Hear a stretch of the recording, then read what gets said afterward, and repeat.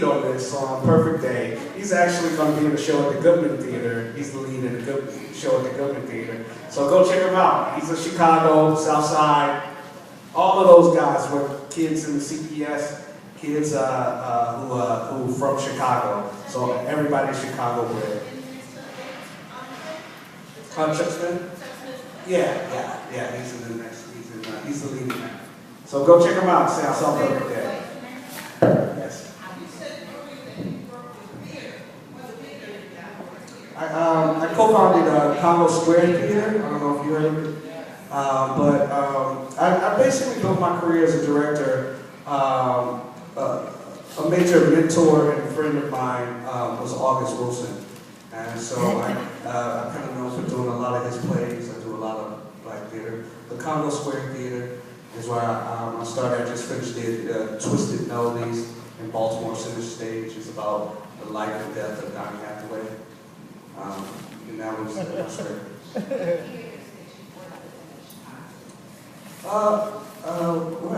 Chicago, ETA, Chicago Children's Theater, Steppenwolf, yeah, a lot of theater.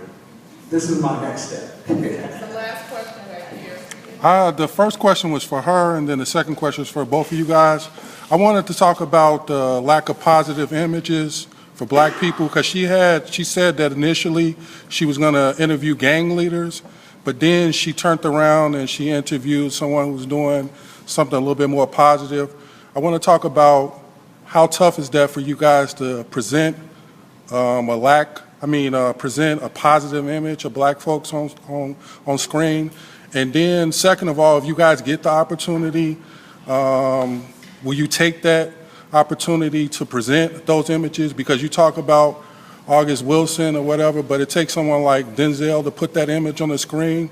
So if you get that opportunity, would you initially try to just go with the flow of what Hollywood wants you to do, or would you continue with trying to present a proper representation of our culture and also the positive images of our neighborhoods?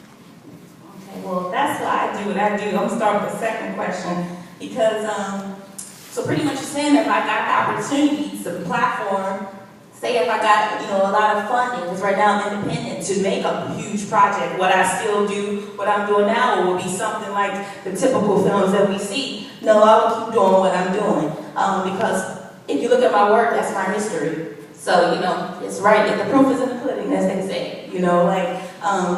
I'm so passionate about my neighborhood. I'm so passionate about people who get the lack of opportunity.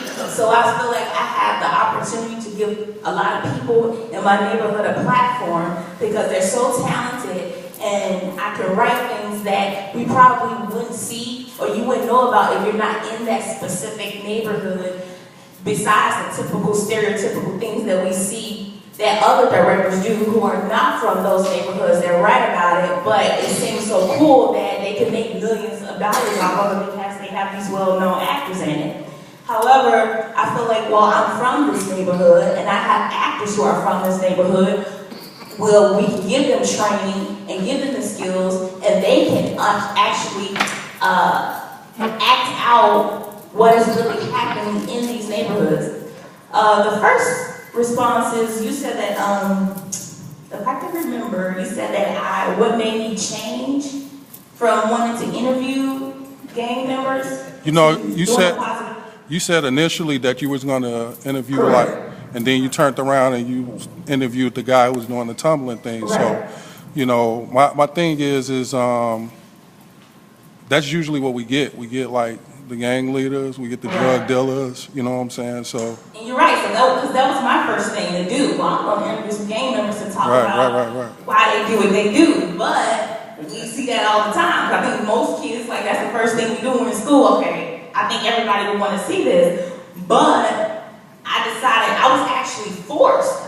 It kind of forced me to do something like this. And I just was like, you know what, this is probably actually much better for people to see than, the typical interviewing gang members. We see that all the time. So I just took a chance on this, and, people like it.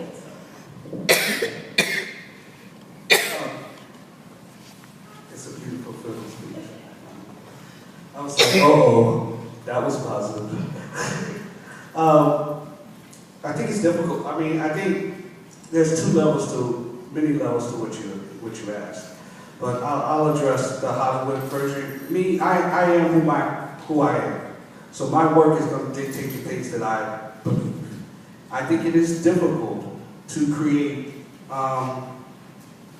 positive role models in Hollywood, right? It's not impossible. It just takes work and it takes a certain amount of capital. And I mean, Denzel has spent his whole career, 30, 40 years of his life to get to a point where he could do an August Wilson play because he's Denzel. Right. That's 40 years of doing awesome movies and awful movies and yeah, exactly. Doing all kinds of stuff, right? That he had to do to get to this point, right? But luckily, I'll say the caveat to that is that images of black people, images of women, images of people of color are important. So you make adjustments, you see, based on what you can say, that person doesn't have to be a white male, that person could be a black woman doctor. That, simple things like that, change the tune a little bit, right? It turns the dial closer to where we are, where we understand it as a people. That being said, Hollywood, you are using their money. That's the truth. Is that there's somebody else's money that they are using to get money back. They're hoping that they're going to give you $1 million, and then maybe they'll get $1 million too back. Maybe I'll get $1 million too back. So I mean, hopefully I'll get my money back. So there's a balance there, absolutely. But you don't have to say yes to everything. I had a friend of mine who's very close to my friend who walked away from the Tupac movie, walked out because a producer said, "I own you." He was like, "Oh, you got me twisted. I'm from Chicago. You never own me," and left the penthouse Hollywood hotel that he was sitting in, left the rental car keys, took an Uber to the first flight out, and left. The Tupac movie, he wanted to do it, but he said nobody owned me and walked away for all that money. But that being said, we live in a day and age where nobody can stop you.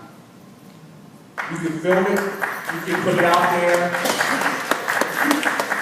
You may not get Denzel in it, but you still can tell the story. There's nobody to stop you. There's Vimeo, there's YouTube, there's too many platforms. Yeah, it's nobody can stop you from telling your story. So if you want to tell a story, I hope to tell stories that are complex characters, that are complex and they're thoughtful in their choices, right? And they're not typical, right? So that's what I hope to create. In that, sometimes there are black people beating up black people in my film. That's part of making complexity in a world, right? So I think you can choose your route. Hollywood is a different job, but either way, you can tell your stories. Nobody can stop you from doing what you want to do and in this day and age. And that's the wonderful part of being a filmmaker now. Thank you.